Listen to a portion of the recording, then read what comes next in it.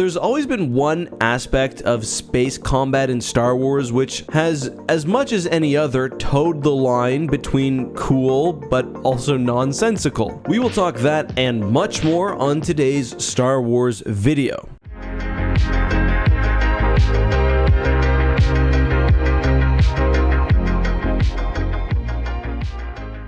Today's video is brought to you by Manscaped, the global lifestyle brand that is revolutionizing men's grooming. Manscaped has the confidence of more than 9 million men worldwide. That's approaching 18 million balls, which is pretty impressive. You know, it's averaging somewhere under 2, but they're offering now their latest grooming hygiene bundle, the Performance Package 5.0 Ultra, which has, among other things, the Lawnmower 5.0 Ultra, which has taken grooming precision to a whole new level with dual skin-safe blade heads. You also have the Weed Whacker 2.0, which, this is important, helps trim your ear and nose hairs. If you have a father or grandfather in your life, look at their nose. Hair everywhere. You don't want to look 60, even if you are 60, so keep those things in check. You also get the Crop Soother and Preserver, and when you buy the Performance Package 5.0, you'll also get 2 free gifts: Manscaped's Boxers 2.0 and Shed 2.0, which is a nice grooming kit. So you can join 9 million men worldwide who have put their confidence in Manscaped by heading over to manscaped.com and getting your hands on the Performance Package 5.0 Ultra. When you use my code LADDER, you'll also get 20% off, plus free international shipping and those 2 free gifts. That's 20% off, free shipping, 2 free gifts with promo code LADDER. Hey guys, this is Justin. Hello and welcome to another video. Today I want to talk about sort of a variety of topics which all boil down to the same element, the human element that is within space combat. One thing that I always noticed as a kid watching A New Hope is that even in a universe which has advanced droids and computers, we still see on several occasions living beings controlling the anti-starfighter cannons on their respective craft. I'm talking, of course, about Han and Luke on the Millennium Falcon, but also the Death Star gunners who fire at the X-Wings during the trench run. I mean, we can see why George Lucas made this decision. He's trying to invoke imagery of World War II, and it's just much more dramatic as well to have living gunners involved in the battle versus a computer. But does it really make any sense? I mean, I don't think so. Space is really big, and although Star Wars space battles take place at a relatively close range, at least based on what we've seen in the movies, you'd still think it would be exceptionally difficult for a gunner with manual control of their point defense cannon to hit anything. And that's probably partially the point, especially when you've got fast fighters like X-Wing and TIEs. But is that just a visual thing, or does the lore back that up? And typically, yeah, it does.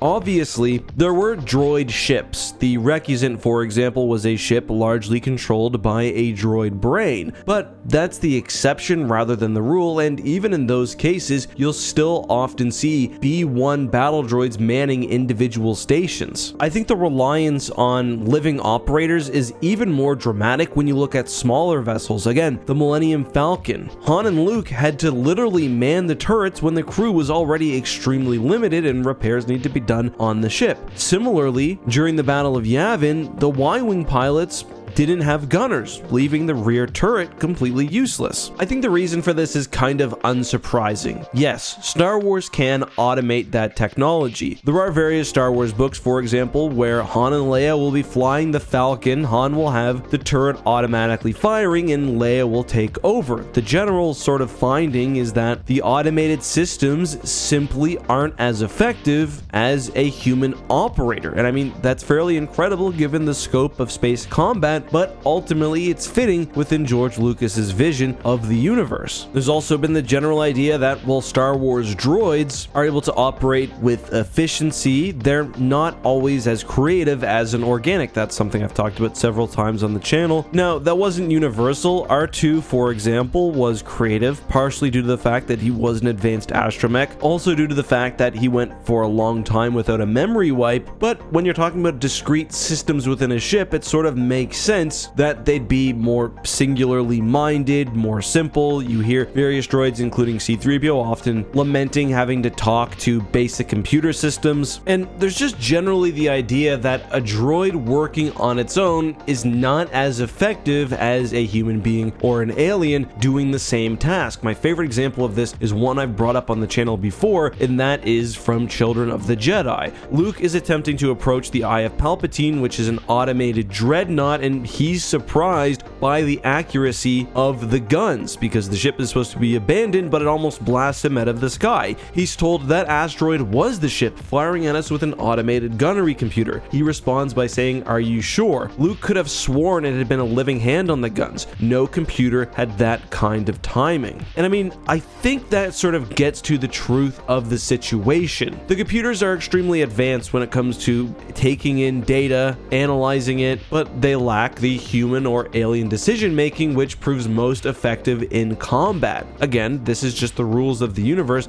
I'm not saying it relates to anything in the real world, but that is how it seems to operate. And that brings us to the main feature of every gunnery station we've really had a look at, the targeting computer. I think targeting computers, especially advanced ones on large capital ships, are really carrying more weight than we realize. We see even Darth Vader, for some reason, adjusting the targeting computer when he's about to make simple shots on Luke. And if we look at the incredible cross-section for, say, the Star Destroyer, you can see that aside from, obviously, the energy capacitors and the heat dissipation elements, much of the turbolaser structure is actually related to leveling the thing. Makes sense, the thing is massive, but also presumably analyzing and delivering good information. It's very likely that in the case of a gunner on a Star Destroyer, the computer is doing pretty much everything, and the gunner is just the guy pushing the button. Maybe not even that, maybe he just starts the firing sequence. I like this method because I think it makes sense within the universe. It provides a base level of competency for vehicles and vessels, but with the ability to sort of ameliorate that, either with really talented gunners or a faction that has better computer or sensor systems than its opponent. If you look into, say, RPG source books, you sort of see that brought to action. For example, the Starships of the Galaxy Guide talks about the target sensibility, where a force-sensitive pilot can target an opponent without the use of a vehicle's targeting computer. Now,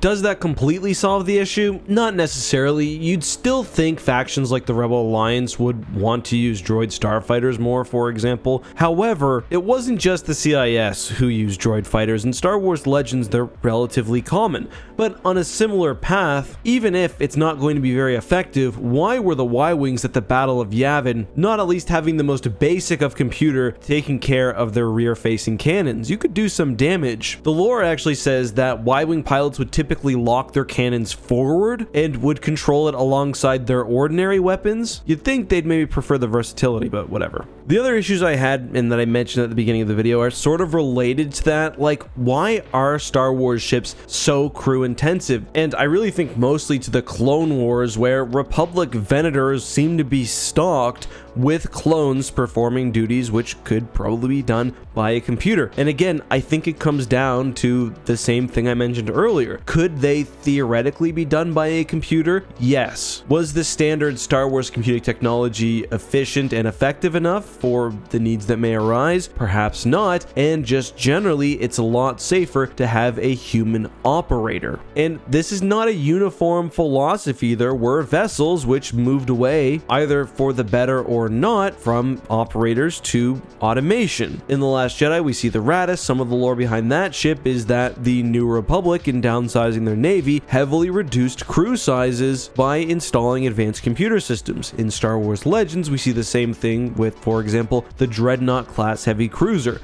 which moved from tens of thousands of crew needed to, theoretically, you could do most things with a handful of people. So are living gunners in Star Wars complete nonsense? I don't think so. I mean, does it make sense if we try to apply real world ideas to the technology we know they have? Maybe not, but when you understand that it is a World War II inspired environment and that droid technology has all these sort of artificial limitations put upon it, then yeah. Those are just my thoughts though. Let me know yours, of course, down below.